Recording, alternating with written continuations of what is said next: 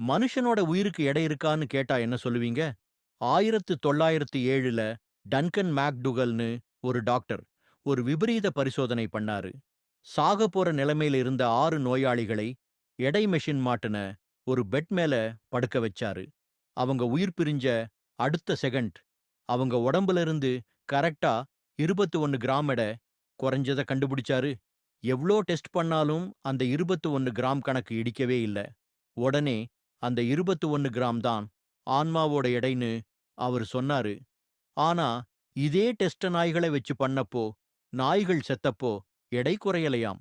அப்போ மனுஷனுக்கு மட்டும் தான் ஆன்மா இருக்கா? இது நிஜமாவே உயிரோட எடையா?